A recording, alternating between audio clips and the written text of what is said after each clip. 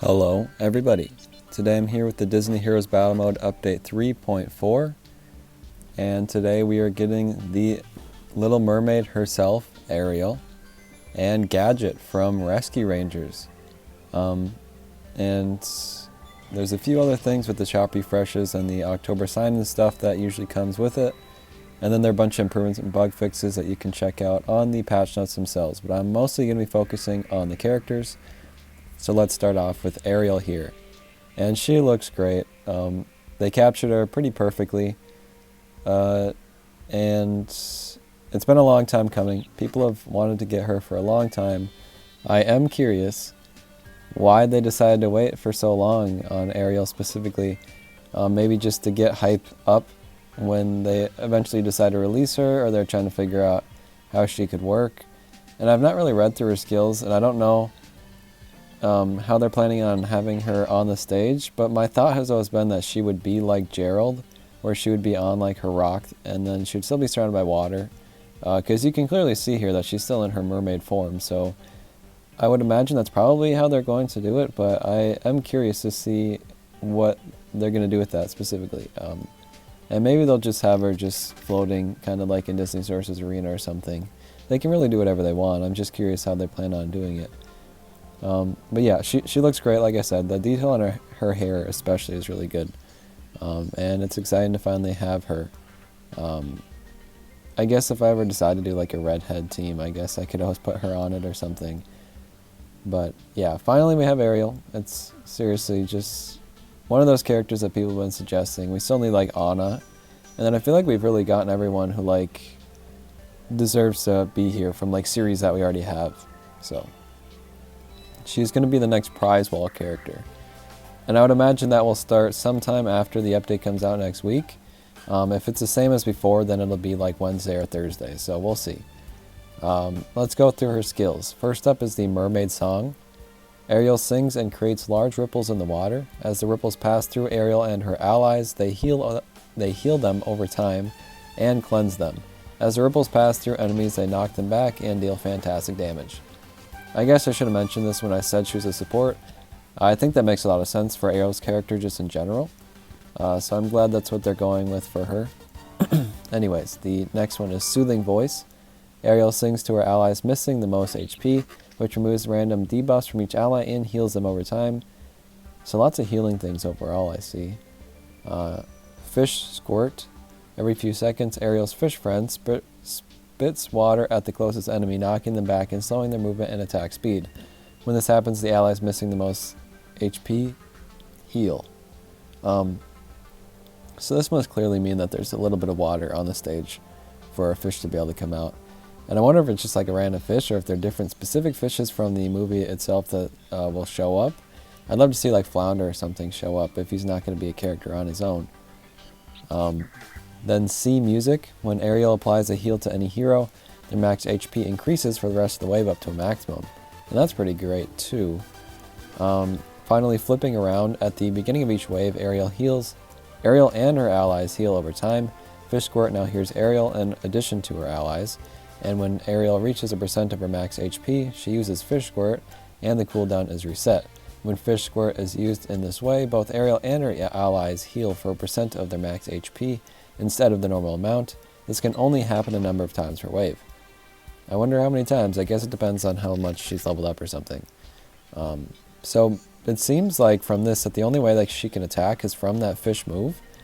And it doesn't really say it does damage either. It just says it knocks them back and slows their movement and attack speed.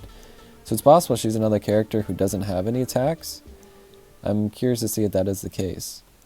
Her friendships are with Gerald, Marlin, and Nemo. So again, if her design is similar to how they did Gerald, then that clearly makes a lot of sense. And then just fish people in general makes a lot of sense for her to be friends with. And then Hector Barbosa, who I guess is just another water character. I know Hector pretty well. I kind of wish it would be Davy Jones instead of Hector, but I am curious how they're going to do that, I guess. Okay, let's move on to Gadget. I think the lighting on her is a little weird, and maybe her smile is throwing me off a little bit. But other than that, she looks pretty great, and I love the weapon that she has as well. We've actually known about Gadget for a very long time, and you know, it's nice that we're finally getting her here. I don't know specifically what we were waiting on for so long, because we just heard about Ariel and we knew nothing about any of her moves, and we've known about Gadget for so long, and yet she's going to be the October sign-in hero, even though we've known about her since like what, August. So it is curious to me why that is, but yeah, I am pretty excited to get Gadget. Rescue Rangers is a series we haven't had in the game yet, so it's always great to get new series. And again, we've known about her for so long, I feel like we've just been waiting to get her in game for real.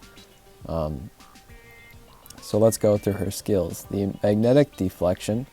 Gadget whips out a magnet, pulling the enemy with the least remaining HP towards her. The enemy takes fantastic damage and is stunned. Gadget knocks back all other enemies and snares them. Snared enemies have their movement speed reduced to 0%. They can still use basic attacks and skills that are within range. So that is kind of crazy. That one skill does all of that. Takes the character with the least HP and basically makes them much easier to actually die. And then every other character is just put in one place and cannot move. Now with ranged characters, that's not going to do all that much. But for like the front line characters, that's going to be a big issue for them. The plunger hold. At the beginning of each wave, Gadget fires her plunger crossbow at random enemies. Each plunger deals normal damage, knockback, and snares. So that's her weapon. You can see it on her her icon. And curious to see it in action, I guess. Next up is nuts and bolts. Gadget pulls out her invention that malfunctions and sends a propeller at the farthest enemy. The propeller erupts in a hail of nuts and bolts, dealing normal damage to nearby enemies, plus bonus true damage to nearby enemies who are snared. Okay, so a lot going on with that. Just a rain of nuts and bolts on the enemies. The strong pull. When an enemy is snared, Gadget gains basic damage for the rest of the wave, up to a maximum. Gadget keeps a % of this buff from wave to wave. So that's pretty great too. Just a good buff for everybody. Ship shape. When Gadget uses magnetic deflection, the remaining cooldown of nuts and bolts is reduced. Magnetic deflection deals more fantastic damage to the targeted enemy and has a chance to apply stacks of weakness. Her friendships are going to be with Megavolt, another, I guess, rodent character is a good way to say it. I don't know if they're both the same. I'm pretty sure Gadget is a mouse. I think Megavolt might be a rat actually, but and then Clawhauser, who is just another energetic animal character, I guess. I think they have a fairly similar personality too, so I think those are both good choices. I am more curious to see Megavolt and her interactions, though, if I'm being honest. That'll be fun to see.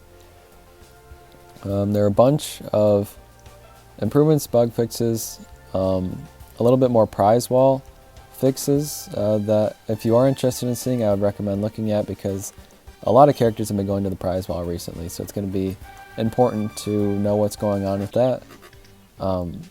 No diamond crate characters for a very long time. I'm curious if they're trying to stop doing that, I guess, or if they just really want to get in the prize wall right now and then they'll go back to it. To be fair, characters are coming very slow, so they're going at a rate where they can just go on the prize wall, and that's good enough, I guess. Prize wall makes it very easy to get characters too, so I'm not complaining. The new hero locations, content adjustments. Again, Ariel is going to the prize wall. Okay, so it does say it. Thursday, September 30th, she's going to be in the prize wall. I guess I should have read it a little bit earlier, but that is the same as Bolt, so it makes a lot of sense.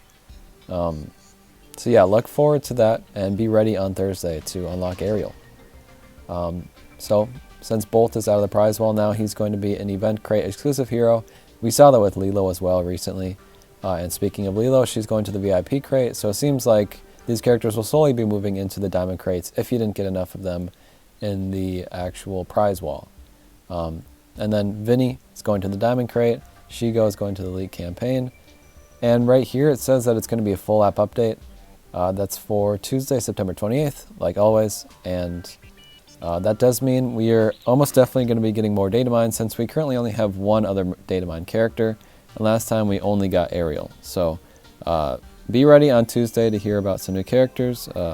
If you want to hear about them, I'll be leaving some comments on them in those videos for anyone who's interested. I'll keep you all updated, of course. And then let's also look at the October sign-in hero shop refresh. Again, Gadget is the October sign-in hero, so on October 7th, we should all be getting Gadget if you log in every day. And existing heroes. Helga is going to be event exclusive hero and contest rewards. Fozzie is going to the guild crates. We're unstoppable in the arena. Crackerjack in City Watch. Baloo in the Creep Surge. Davy Jones in the arena. Colette in Coliseum. Gerald, Marlin, and Nemo in the heist, and Bunsen and Beaker in the Guild War shop. So notable mentions here are, I guess, Ron, Fozzie, and Helga, of course. I feel like Helga's already been in contest stuff, so not that different. And then Fozzie is going to be much more available, seemingly. And people are always going crazy for Ron, so another way to get him too. So my final thoughts, I'm very excited for both of these characters. They both, I feel like, have been somewhat well requested, especially Ariel, so it's a pretty exciting time. And it's even more exciting to see who can be coming after this, because I honestly have no idea.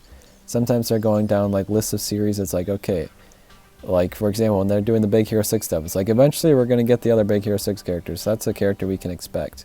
But right now they're not really doing that, so it could be anyone from new series or returning series. And in the state of the game, they did say they're going to be focusing on both of those, and they hinted at something with a broom. I would imagine that's probably Hocus Pocus, but it's possible it's something like the Owl House, which would be even more amazing. But I would keep my expectations pretty low, I would say, for that. But still, very exciting to see new series still are appearing, and old series are still getting representation as well. Anyways, this video is long enough. Thank you guys for watching.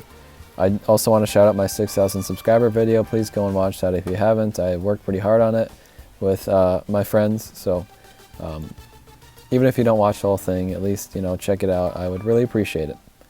Thank you for watching, and I will see you soon. Goodbye.